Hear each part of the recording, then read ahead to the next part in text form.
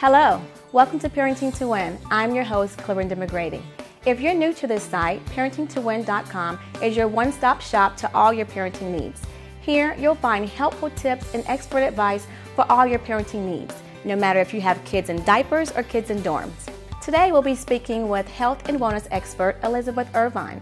Elizabeth is a nationally recognized healthy eating expert. She is author to the amazing book, Healthy Mother, Healthy Child. She's a former ICU nurse, a yoga instructor, but most importantly, she's mother of 3.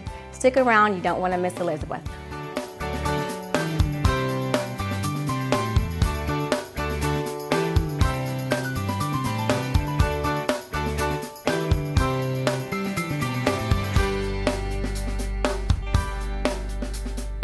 Welcome back to Parenting to Win. Elizabeth, thank you so much for joining us. Thanks for having me. Elizabeth, you know what? You've got such a fascinating story about your transition into a healthy lifestyle. Can you tell us a little bit more about that? How did that come about? So many people would assume that you've always had this way of living. Oh, that's a great question because no, I haven't. I mean, I am a nurse, and you would think that nurses live healthy, but I wasn't particularly a healthy nurse at all. It wasn't until the birth of my third child, my son, and he was born with a rare skin disorder called urticaria pigmentosa, a big word meaning that he had little red spots all over him and looked like he'd been stung by about 100 bees. And he also had severe eczema. So the consequences of that is we had to wrap him like a little mummy, and there wasn't anything we could really do to treat him. And so it really, it was my own son becoming so ill that made me change the way that I was living. And it really started with very simple practices, such as eating well, paying attention to what the environment we lived in and the stress level that we had. I changed my life, and the life of my son began to change because of the healthy habits. And within 4 years of this new way of living, Sam was healed. Wow, absolutely amazing. Yeah, it was. I mean, it was really considered a miracle. Yes. Your book is fascinating. I've so enjoyed reading it. And one of the chapters in particular is called The Big 3. You talk about 3 of the physical challenges that face our kids today and how those challenges, how they related to the foods that we eat. Can you speak a little bit more about that? Yes. Well, in my book, Healthy Mother, Healthy Child, I have a chapter that's called, the 3 big problems that we really deal with now in our healthcare system. And these are all problems that can be treated, with natural approach, better nutrition, more, just lots of healthier ideas instead of, using medication, which is what a lot of us typically, would run to. So the 3 problems that are the biggest are, one is attention deficit disorder, which is diagnosed just in epidemic proportions. Yes. Not that there isn't that problem, it does exist, but I think there are a lot of children who do have that diagnosis that potentially, could be treated through natural means. Mm-hmm. Of course, childhood obesity is an epidemic, yes. And it's really in epidemic proportions. And then allergies. Mm. Allergies are another reason that people buy over-the-counter medicine and use probably way more conventional medicine than they need to. So these are the 3 problems that we have, and I think that each of these problems can really be addressed through healthy nutrition, mm-hmm. through reducing stress in our life, removing allergy triggers and all sorts of things in our environment that just make our life more simple, less stressful. Absolutely. So many people use the term ADD so loosely nowadays. Can you tell us a little more exactly what it is? Yes. Okay. ADD, the letters stand for Attention Deficit Disorder, and basically in a nutshell that just means having a problem with focusing attention. Mm-hmm. Of course, we all have problems focusing our attention, but in ADD specifically, those problems are magnified. Yes. And there are definitely children and people out there who need medicine for ADD, mm-hmm. but there is quite a few out there, in my belief, that could be managed, without conventional medicine. Absolutely. And one of the questions I'm also concerned about is, you're right, so many people run to get medicated or to self-diagnose, but what are some ways that we can exhaust all possibilities through our health and through changing our lifestyle before we have to run to medicine? Okay, that's a great a great question, because I think that America in general looks for the quick fix. And you know, if parents would take the time to, you know, observe their kids, spend time with their kids, ask their kids, you know, when they need things, rather than trying to always be ahead of them and expect them to, you know, schedule them down to the gnat's eyeball, but then wonder why they're stressed. Or, you know, the parent also has to think, I think, in terms of do as I do. And so if a mom or dad is, you know, so scheduled out and drinking caffeine and all day long, you know, and just very hyper, you know, then there's a good chance the child's going to follow in those footsteps.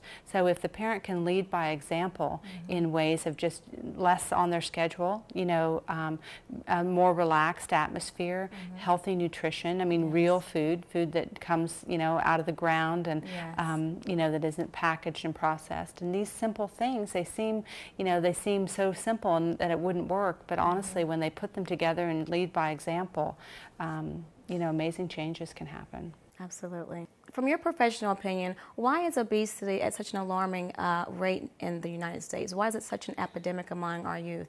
It really is, and I think it's such a chronic problem, you know, and it takes so much on our healthcare system. You know, people who are dying from, you know, heart disease, and it's, you know, it just keeps going in this cycle. These kids are getting obese, and but the bottom line is, I really think it's that kids are eating too much and exercising too little. You know, lifestyles have changed. Even when you and I were kids, you know, we went outside and played, and we didn't have a lot of the packaged junk food, and I think we're moving away from it, but in our generation anyway, it wasn't, you know, as popular. I mean, you know, we grew up eating fruit, and it wasn't abnormal to eat an apple or a banana. Absolutely. And I think sometimes now kids don't even know what real fruit is. Yeah. You know, I want to back up a little. Can you actually define or be a little more specific about what obesity is? So many times we can visually look at someone and label them as, oh, that's an obese person. But what exactly is obesity? Right. Well, obesity would be when your body fat is actually, you know, in a certain category with your height, you know, that and your weight, and they calculate the body fat. So when you're at a higher body fat percentage in your body, then that's when they make the definition of obesity. But it's hard to put a number on that, because you know, depending on who you are, your genetic makeup, your size and shape, you know, you know, there are guidelines that we use.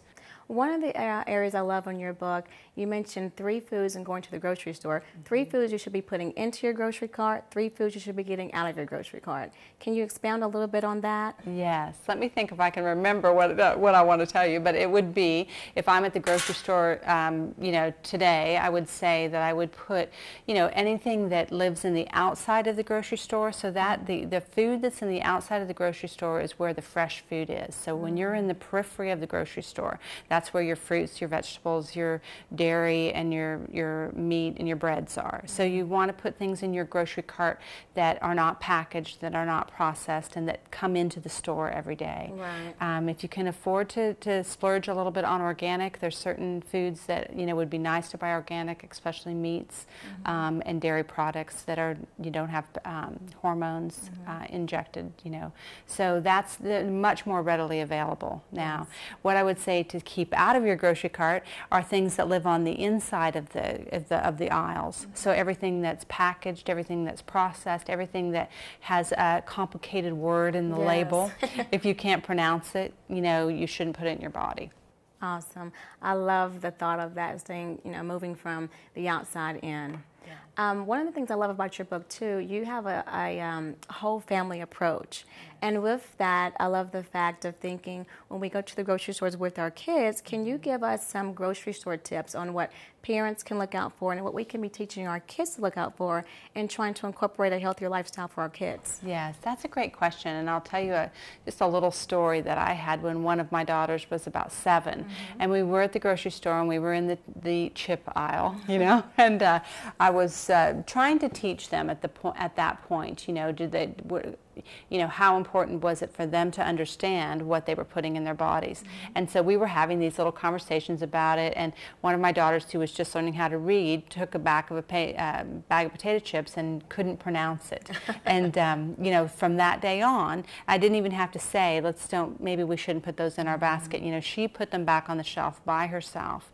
And so she took the ownership. And even to this day, my kids now are in college. They spend their money at eating good food. They spend their money on buying groceries that aren't the cheapest option. Yeah, that's always great when they can own something, and then they're more likely to step into that role versus us as parents pushing it on them. Yes, Yeah. I always think it works that way. Yeah. You mentioned in regards to organics can be pricey these days, but can you explain a little bit for people that want to splurge a little bit, some foods that you don't necessarily have to buy organic, but then those foods that are probably more of a must? Yes. Well, a good example just in fruit, I was talking about fruit earlier, so banana is something that you wouldn't necessarily have to buy organic. An apple is something that would be better to buy organic.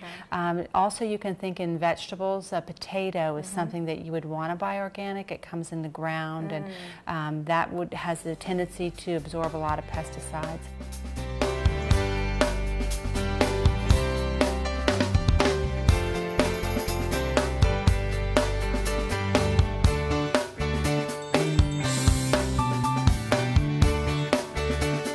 Elizabeth, I love the book.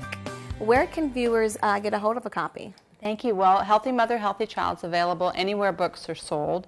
They can also come to my website, which is elizabethirvin.com, and there's lots of free resources.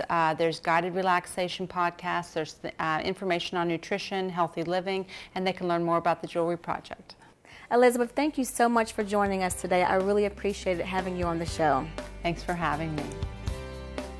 Until next time, I'm Clorinda McGrady, reminding you that raising your kids to be champions will make you a winner every time.